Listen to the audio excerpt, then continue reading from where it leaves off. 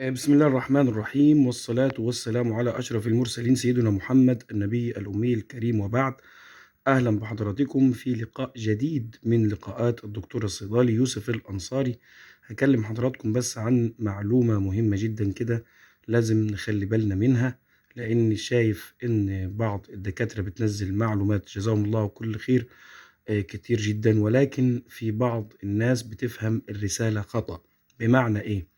طبعا انتوا سامعين التحذيرات اللي بتتكلم عن مثلا ادويه المسكنات او خوافض الحراره بالنسبه للاطفال وتاثيرها على الكلى. تمام. فانا عايز اوضح حاجه بس. ايه اهم الحاجات اللي احنا نخلي بالنا منها لما لو الطفل بتاعك مصاب بالدور البرد او الفيروس المخلوي التنفسي او ايا كانت التسميه، ومكتوب لك الأدوية بتاعة السخانة أو أنت بتجيبها لوحدك. فالتحذير معناه الاستخدام يعني بإسراف شديد، يعني مش معنى كده إنك أنت مش هتستخدمه أو تقول مثلا لا ده بيأثر على الكلى بتاعة الطفل فأمنعه خالص، زي ما ناس مثلا تيجي تقول لك لا ده الدكتور فلان كتب لي كذا وأنا قريت تحذير عنه إنه بيأثر على الكلى او بيأثر على الكبد. هو بيأثر، ولكن في النهاية مثلا احنا قدامنا سخانة وقدامنا حرارة وقدامنا فيفر، ممكن تأثر على الطفل. وإن كان الدكتور عارف إن آخرها 4 أيام فهو لازم يعمل كنترول عليها عشان ما تأثرش حاجات تاني. فأنت المطلوب منك إنك تكون لو مش ما روحتش كشفت، ويفضل إنك أنت تتابع مع الطبيب في بداية الأمر عشان تطمئن على صحة طفلك والحاجات اللي لازم تاخد بالك منها.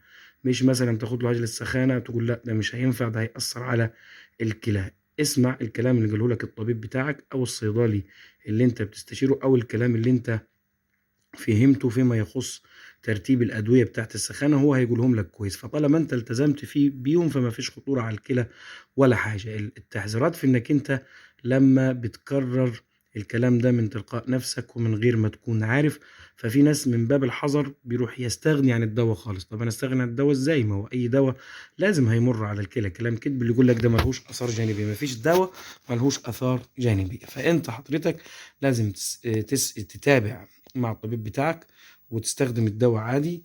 والحاجات التانية انك انت تخلي بالك من النفس بتاع الطفل، ده اهم حاجة.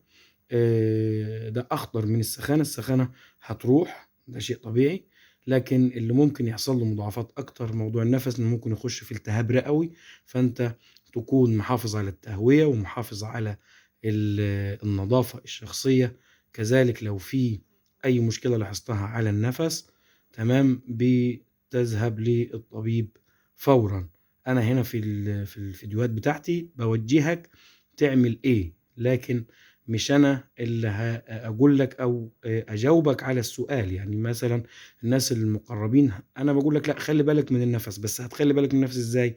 انك انت تتواصل مع طبيب الاطفال او طبيب الصدر.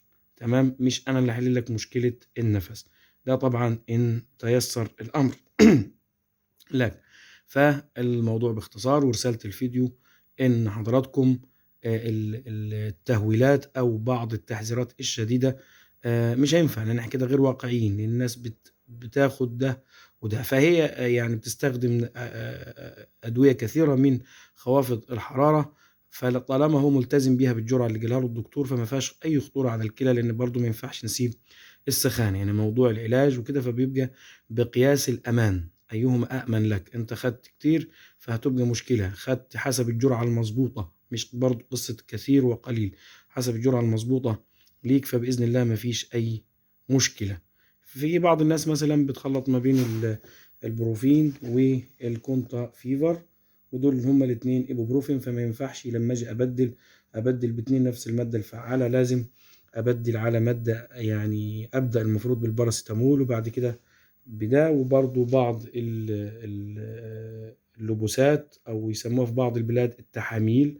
ف يعني شرح الجرعة ده عايز فيديو لوحده، ولكن انا حبيت ان انا اقول لحضراتكم انه الاهم إنك أنت تكون متابع مع حد متخصص في جرعات الأدوية مع الصيدلي، وفي مثلا أي استفسار تاني لو الصيدلي عرف يوجهك هيوجهك، ما عرفش لازم تتوجه للطبيب.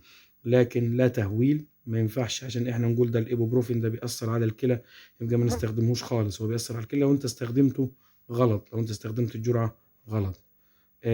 كذلك الأمر في باقي الأدوية. ما تنسوش تشتركوا في القناة وتدعوا لي وتفعلوا الجرس عشان يصلكم كل جديد. تحياتي لكم والسلام عليكم ورحمة الله وبركاته.